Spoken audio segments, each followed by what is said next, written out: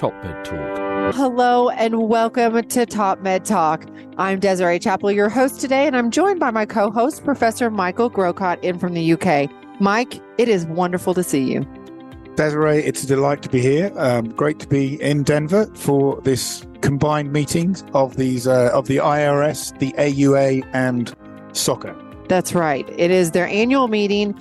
So let's go through this. There are a lot of letters that you just said, Mike. So we have the IARS, which is the International Anesthesia Research Society. That's right.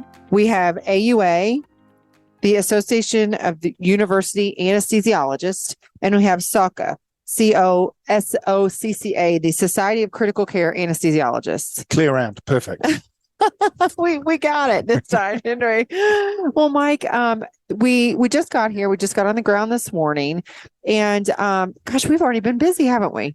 We've been talking to a lot of people. It's great to see people face to face. I think we're still a little bit in COVID recovery mode, and it's a real delight to get a chance to talk to people. And this is certainly for me, this is one of those smaller meetings where you really do get to talk to a whole bunch of really interesting folk. Yeah. I feel like this is kind of getting to our roots. Like this is the stuff we love to do here on Top Med Talk, and even just personally finding out, what's the latest and greatest in the world of anesthesia, critical care, medicine, for sure. So we wanted to sit down and kind of do this first podcast. We haven't done one. I don't think we've done one in 2023 yet. So this is the first one. Very exciting. It is very exciting. How did we get through to April with I don't know. I think we've always been super busy. Super busy. So partner Monty will be in later today. We're going to be doing podcasts all day tomorrow and Sunday. It actually sounds busier than we may be. We hope to be doing a lot of talking and networking and finding out what's happening in the world of anesthesia these days. Yeah. A lot of people to talk to here, a lot of researchers here, yes. and a lot of individuals who are really passionate about changing practice. And I think I always find it inspiring to chat to them and hear the new things they're doing in the different centers around the US. Yeah, the presentations, we've been looking at the roster of presenters and the presentations to expect. Actually, that's been going on the last couple of days, and that will go through Sunday. And stellar work right now. Really, really impressive. I mean, some amazing work around the application of technology. So some of the work around artificial intelligence in particular, but also some really important cultural commentary. So there's a major theme about diversity and some of the challenges, real meaningful challenges we have in terms of diversity and inclusion within the anesthesia workforce. And I think a lot of people feel very strongly about that as something we need to get right in the profession. Yeah, totally agree. Looking forward to hear it. The COVID we think is over, but there is a lot of impact that happened that we're just now starting to really understand. And I think there's some discussion around that as well. Yeah, absolutely. Whether it's burnout or something more subtle, I think a lot of people, you hear the phrase, everything's just a little bit different, quite a lot. And I think a lot of people are trying to get used to that and understand whether we're going back to something that's the same as what was there before, which doesn't really seem to be the case, or what is the new normal. So lots of interesting conversations around that.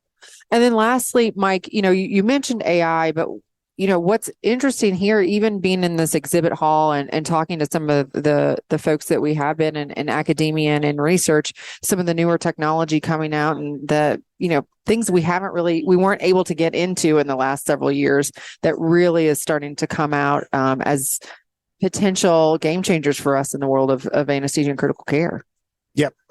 Almost, not everybody, but almost everybody you speak to here has got some application of technology for prediction of some aspect of perioperative or anesthesia care, be it acute kidney injury or hemodynamic deterioration, longer term outcomes. It's a really fascinating space, not least because of all the sort of ethical and social challenges around it, as well as the technical. So, getting used to this notion that we will rely on data that we don't necessarily fully understand. Yeah, we were just talking about that earlier, some of the work that you're looking at. I think it's really important for us to talk, because it's one thing just to set a new piece of equipment into a room, and that gives you, a million data points, but it's like, what does that mean? And can we use it? And do we believe in it as providers and patients as well, right? The notion of trusted and trustworthy data. The patients have to be confident that we're using their data to ends that are to their benefit. They've got to feel comfortable with using the data, and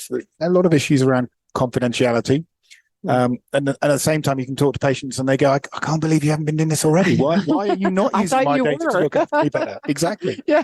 And a lot of that applies to us as clinicians as well. I think we can all see the promise, but the application and delivery is taking longer, as is always the case. Yeah, absolutely.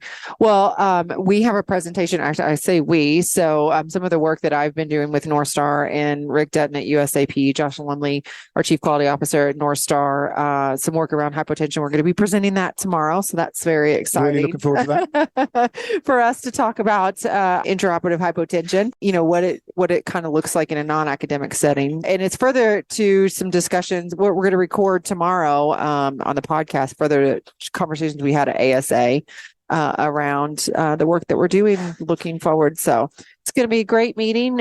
Please do tune in to TopMedTalk. We are not broadcasting live at this meeting, but we're definitely going to be having plenty of recordings coming out of this, which hopefully we are going to get our finger on the pulse of what's happening in academic research. What are you looking at our I'm just looking forward to making the world healthier through the power of conversation.